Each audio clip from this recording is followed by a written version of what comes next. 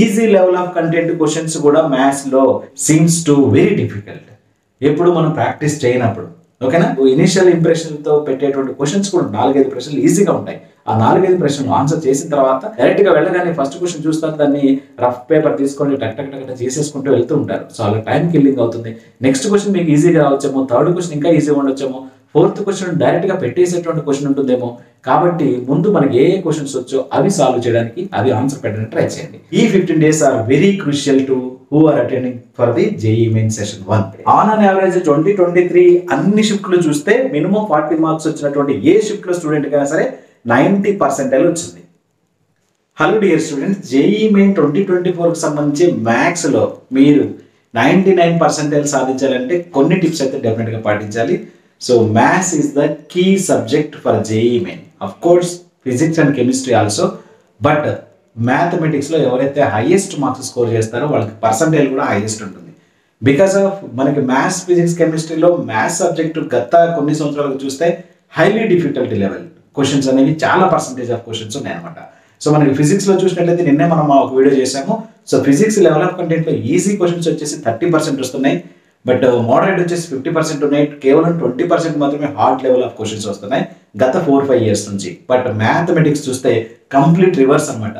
So easy అనేది చాలా తక్కువ క్వశ్చన్స్ అయితే ఉన్నాయి, బట్ మోడరేట్ గా ఉన్న క్వశ్చన్స్ ఎక్కువగా ఉన్నాయి, హార్డ్ క్వశ్చన్స్ కూడా ఎక్కువగానే ఉన్నాయి. సో కాబట్టి ఈజీ అనేది మ్యాథమెటిక్స్ లో చాలా తక్కువ, బట్ స్టిల్ మీరు మ్యాథ్స్ అనేది ఇష్టంతో చేస్తూ ఉంటారు కాబట్టి, ఎక్కువ ప్రాక్టీస్ చేసే సబ్జెక్ట్ కూడా మ్యాథ్సే కాబట్టి ఓన్లీ ఫర్ ఎంపీసీ స్టూడెంట్స్ మీరు డెఫినెట్ గా ఇక్కడ ఉన్నటువంటి స్ట్రాటజీని ఫాలో చేసినట్లయితే మీకు ఇప్పుడు వస్తున్నటువంటి పర్సెంటేజ్ కంటే ఎక్కువ పెంచుకునేదానికైతే అవకాశం ఉంటుంది. సో 90% స్కోర్ చేస్తున్న వాళ్ళకేమో 99 కూడా రావచ్చు, 70-80 చేస్తున్న వాళ్ళకి 90% కూడా రావచ్చు అన్నమాట. ఈ టిప్స్ అయితే డెఫినెట్ గా పాటించండి. ఏ టాపిక్స్ మనం ఫాలో చేస్తే ఎక్కువ స్కోర్ చేయొచ్చు అనేది అయితే ఒకసారి రివైజ్ చేసుకోండి. మీరు ఇక్కడ ఉన్నటువంటి ఈ 15 days ని మీరు యూటిలైజ్ చేసుకోగలిగితే ఈ 15 days are very crucial to who are attending for the JEE Main Session 1.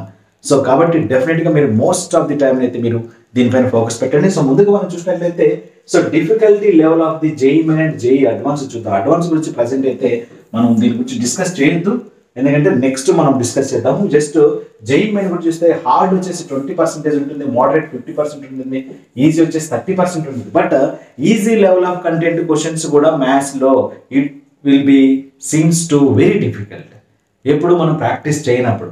ఓకేనా, బట్ ఫిజిక్స్ లో ఈజీ 30% ఉన్నా సరే ఆ 30% అనేది మినిమం మీకు ఫార్ములాస్ తెలిసినా సరే మీరు చేయగలిగినటువంటి క్వశ్చన్స్ అయితే వస్తున్నాయి. మ్యాథ్స్ లో కూడా మీరు ఎంసెట్ లెవెల్ ఆఫ్ కంటెంట్ చేసిన ఐపీ లెవెల్ ఆఫ్ కంటెంట్ లో కూడా కొన్ని క్వశ్చన్స్ అడగడం జరిగింది, కానీ దాన్ని మీరు ఏం చేస్తున్నారంటే హైలీ ప్రాక్టీస్ చేసేటువంటి క్వశ్చన్స్ కి టైం కేటాయించి టైం సరిపోక ఆ క్వశ్చన్స్ కూడా లెఫ్ట్ చేసి వస్తున్నారు అనమాట.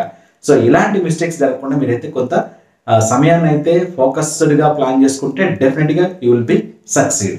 సో చూద్దాం నెక్స్ట్ చూసినట్లయితే, సో ఇక్కడ మనం చూసినట్లయితే మీకు సిలబస్ ని మనం లిస్ట్ 1, లిస్ట్ 2, లిస్ట్ 3 గా డివైడ్ చేసాం అన్నమాట. లిస్ట్ 1 అనేది ఈజీ చాప్టర్స్, లిస్ట్ 2 అనేది మోడరేట్ గా ఉంటాయి, లిస్ట్ 3 అనేది డిఫికల్ట్ గా ఉంటాయి. సో మనం ఏది ముందు చేయాలి, ఈజీ లెవెల్ ఆఫ్ కంటెంట్ మనం ముందు నేర్చుకోవాలి, తర్వాత మోడరేట్ గా ఉన్నటువంటి కంటెంట్ నేర్చుకోవాలి. So easy level of content ఖచ్చితంగా నేర్చుకుంటేనే మీరు మినిమం నెంబర్ ఆఫ్ క్వశ్చన్స్ చేయగలరు, పర్సెంటేజ్ కూడా ఎక్కువ స్కోర్ చేసేదానికి అవకాశం ఉంది. సో చూద్దాము లిస్ట్ 1 లో. సో ఇదేనంటే ఈజీ అనమాట. So easy level of content. So మనకి లిస్ట్ 1 లో ఉన్నటువంటి easy level of content chapters చూసినట్లయితే వెక్టర్స్ అండ్ 3D జామెట్రీకి సంబంధించి మీకు అది డెఫినెట్ గా నేర్చుకోవాలి. Definite integration and its application సంబంధించి, and matrices and determination, and conic section సంబంధించి లిమిట్స్ అండ్ కంటిన్యూటీ, డిఫరెన్షియబిలిటీ, అలాగే sequence and series, applications of derivatives, binomial theorem, అలాగే డిఫరెన్షియల్ ఈక్వేషన్స్. ఈ చాప్టర్స్ అన్ని మీరు కంప్లీట్ గా తరోగా నేర్చుకోగలిగితే డెఫినెట్ గా మీరు minimum number of questions, it means మనకి 30 క్వశ్చన్స్ లో దాదాపు 10+ క్వశ్చన్స్ కూడా చేసేదానికి అవకాశం ఉంటుంది.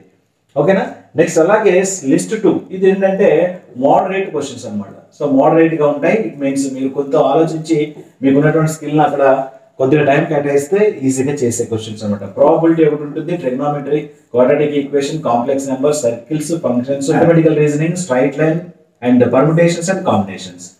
సో ఇక్కడ చూస్తే ఇది మోడరేట్ క్వశ్చన్స్ అనమాట. ఈ ఈజీ లెవెల్ ఆఫ్ కంటెంట్ అందరూ నేర్చుకున్న తర్వాత మోడరేట్ రండి. అండ్ లిస్ట్ 3లో ఉన్న క్వశ్చన్స్ ఏంటంటే డిఫికల్టీ లెవెల్స్ అనమాట, అంటే హార్డ్గా ఉండే క్వశ్చన్స్. మీరు దాని మీద కూడా ట్రై చేస్తే మీకు ఇంకా టైం మిగిలితేనే వీటిని టచ్ చేయండి. సో ఇక్కడ చూస్తే స్టాటిస్టిక్స్ ఒకటి, అండ్ ఇండెఫినిట్ ఇంటిగ్రేషన్ ఒకటి, inverse trigonometric functions, sets and relations, methods of differentiation, solutions of triangles and fundamental of mathematics. So ఇది హార్డ్గా ఉండేటువంటి క్వశ్చన్స్ అనమాట. ఈజీగా ఉండేటువంటి క్వశ్చన్స్ చాప్టర్స్ ముందుగా చదవాలి. ఇవి కంప్లీట్ చేసిన తర్వాతనే మోడరేట్గా ఉన్నటువంటి ఈ రెండింటిని మీరు ప్యారలల్ గా చూసుకొని ఎగ్జామ్కి వెళ్ళినా సరే ఈజీగా అబౌవ్ 90% స్కోర్ చేయొచ్చు. మీరు 40+ స్కోర్ చేస్తే మీరు మార్క్స్ ఏ షిఫ్ట్లో అయినా సరే మినిమం 40+ మార్క్స్ మెయిన్స్ లో 40+ మార్క్స్ స్కోర్ చేస్తే 90% ఈజీగా వస్తుంది. 90% ఓకేనా, 40+ స్కోర్ చేస్తే. ఓకే, ఆన్ అన్ యావరేజ్ 2023 అన్ని షిఫ్ట్లు చూస్తే మినిమం 40 మార్క్స్ వచ్చినటువంటి ఏ షిఫ్ట్లో స్టూడెంట్ కైనా సరే 90% వచ్చింది. మరి 99% రావాలంటే ఖచ్చితంగా మీరు 15 నుంచి 18 ప్రశ్నలు రాయాలి. 15 నుంచి 18 అంటే 70+ మార్క్స్ స్కోర్ చేయాలి. 70+ మార్క్స్ స్కోర్ చేస్తే మీకు 98 ఈజీగా. ఓన్లీ నేను చెప్పేది ఏంటంటే మ్యాథ్స్లోనే 98% రావాలంటే ఎన్ని మార్క్స్ స్కోర్ చేయాలి? 70+ స్కోర్ చేయాలి. మీకు 90 మార్క్స్ రావాల్సిన అవసరం లేదు, 100కి 90 రావాల్సిన అవసరం లేదు. సో 100కి 95 మార్క్స్ రావాల్సిన అవసరం లేదు. ఓకేనా? సో మీరు ముందుగా ఫోకస్ పెట్టాల్సినటువంటిది ఏంటంటే ఈ లిస్ట్ 1లో ఉన్నటువంటి చాప్టర్స్ అన్ని కూడా ఫాలో చేయండి. ఇది ఫాలో చేస్తే డెఫినెట్గా మీకు మంచి స్కోర్ అయితే వస్తుంది. ఇది ఫిక్స్, మీరు నమ్మండి. ఓకేనా? నిన్న ఫిజిక్స్ కూడా చేస్తాను, దానికి సంబంధించి మంచి రివ్యూలు అయితే వస్తున్నాయి. సో మీరు కూడా వీడియో ఎవరైనా చూడకపోతే ఫిజిక్స్ సంబంధించి కూడా చేయండి, కెమిస్ట్రీకి సంబంధించినటువంటి వీడియో కూడా చేస్తాను.